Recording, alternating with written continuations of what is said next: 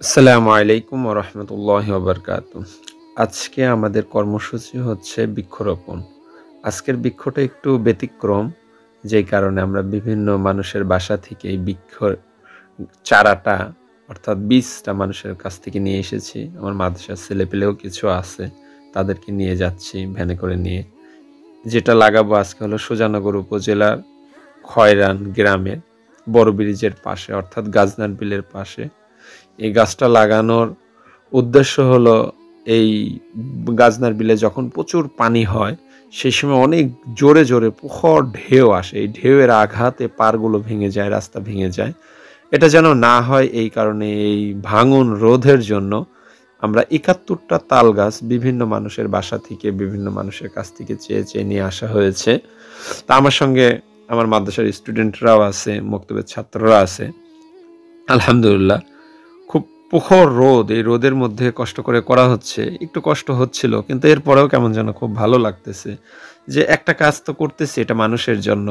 কারণ কি, হয়তোবা আজকের এই কষ্টটা কালকে পশু থাকবে না, কিন্তু আজকের এই কাজটা সারা জীবন থেকে যাবে।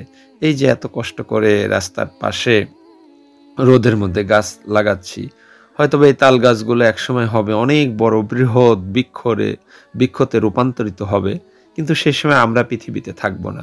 কিন্তু এই গাছগুলো থাকার কারণে এই গাছগুলো থেকে মানুষ ছায়া পাবে, মানুষ ফল পাবে। এই গাছগুলোর শক্ত শিকড়ের কারণে এই পানি ভাঙন থেকে এই রাস্তা বাঁচবে, আমরা হয়তোবা ছোয়াব পাবো। আল্লাহ পাক রব্বুল আলামিনের কাছে এই আরজি। তো এই কারণে খুব ভালো লাগতেছিল।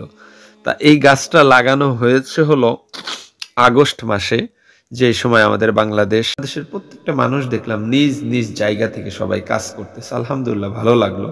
এটা অনেক ভালো একটা জিনিস যে সবাই নিজ উদ্যোগে কাজ করতেছে। এই কারণে আমাদের মধ্য থেকেও একটু মনে করলাম যে একটু চেষ্টা করে ক্ষুদ্র কাজ, খুবই ক্ষুদ্র এবং নগণ্য, কিন্তু মালিক রব্বে কারিম রব্বুল আলামিনের কাছে যদি এই কাজটুকু কবুল হয়ে যায়, এটা আমাদের জন্য অনেক বড় একটা পাওয়া। এই রাস্তার পাশের মাটিগুলো অনেক শক্ত এবং প্রখর, এই কারণে আমরা ১০ হাত দূরে দূরে একটা করে তাল, ১ হাত করে গর্ত করে তালের বিচি দিয়ে তার উপরে মাটি দিয়ে দিচ্ছি। তা আলহামদুলিল্লাহ আমার সঙ্গে আমার অনেক স্টুডেন্টরা ছিল, তারা আমার সঙ্গে অনেক আগায়া দিচ্ছে। এই যে রাস্তার পাশে গর্ত করা হয়েছে, তারপরে আবার মাটি দেওয়া হচ্ছে। তা এরকম করে করে করে করে করা হচ্ছে। জায়গাটা অনেক সুন্দর, চারপাশে পানি এবং মধ্যখান দিয়ে রাস্তা, আবার দেখবেন বিলের মধ্যে ধান আছে। তা জায়গাটা খুবই সুন্দর, আপনারা এখানে আসবেন, দেখবেন ভালো লাগবে। তো এখন আপনারা বলতে পারেন যে গাছই কেন লাগাচ্ছি? গাছ লাগানোর একটা উদ্দেশ্য যে এই গাছ এটা এমন একটা জিনিস সব থেকে ছোট এবং খুবই মূল্য কম, কিন্তু এইটার সওয়াব অনেক বড় বিষয়। আমরা সবাই জানি হাদিস শরীফের মধ্যে জনাব রাসূলুল্লাহ সাল্লাল্লাহু আলাইহি ওয়াসাল্লাম ইরশাদ করেন, ইযা মাতাল ইনসানু ইনকাতা আনহু আমালুহু ইল্লা মিন সালাসাতিন সাদকাতিন জারিয়া। মানুষ যখন মারা যায়, মানুষের সমস্ত আমল বন্ধ হয়ে যায়। ইল্লা মিন সালাসাতিন সাদকাতিন জারিয়া, তিনটা সদকায়ে জারিয়া আমল বাকি থাকে। আও আইল, একটা হলো যে সে যদি দুনিয়াতে ভালো কোনো কাজ করে থাকে, সদকায়ে জারিয়া, মসজিদ, মাদ্রাসা, গোরস্থান, কল, গাছ লাগায়। আও ইলমিন, ইলম শিক্ষা দাও। আও আলাদুন সলিহুন ইয়াদউ লাহু, এবং নেক সন্তান যদি রেখে যায়।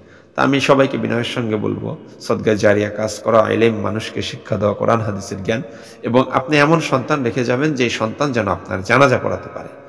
এ কারণে উপস্থিত হাজিরিন, আমাদের এই কাজগুলো একটু কষ্ট হচ্ছে। যেখানে যে লাগাচ্ছি ব্লকের মাঝে, যে ব্লক ভেঙে গেছে, এই ভাঙা জায়গায়, এই জায়গায় ফাঁকা জায়গায় জায়গাটা ভেঙে যায়, এই জায়গায় লাগাচ্ছি। রোদের মধ্যে পাও পিছলে পিছলে যাচ্ছিল, এরপরেও আলহামদুলিল্লাহ আল্লাহর রহমতে আমাদের এই কাজটা অনেকটাই সম্পূর্ণ, প্রায় শেষের দিকে।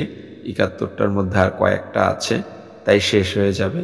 এখানে আমার সঙ্গে যারা আছে তারাও একটু কষ্ট করে লাগাচ্ছি, করতেছে। তা আমি আপনাদের সবাইকে বলবো, আপনারাও সবাই নিজ নিজ পক্ষ থেকে একটা হলেও, বছরে একটা হলেও একটা গাছ লাগাবেন, যেটা মানুষের উপকারের জন্য, দেশের উপকারের জন্য। হয়তোবা কাল কঠিন কিয়ামতের ময়দানে আল্লাহ পাক রব্বুল আলামিন আপনাকে এই একটা সদকায়ে জারিয়ার ওসিলায় জান্নাত নসিব করবে। এটা অনেক গুরুত্বপূর্ণ ইবাদত এবং অনেক গুরুত্বপূর্ণ আমল।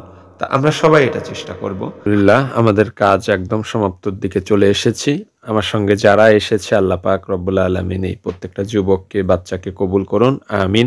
এবং আমার সঙ্গে আমার মামাতো ভাই ইয়াং ম্যান স্মার্ট বয় পরশ গিয়েছিল, সেও সর্বশ্রেষ্ঠ লাগিয়েছে। আল্লাহ পাক রব্বুল আলামিন তাকে এবং আমাদের সবাইকে কবুল করুন, আমিন। আপনারা দোয়া করবেন ইনশাআল্লাহ।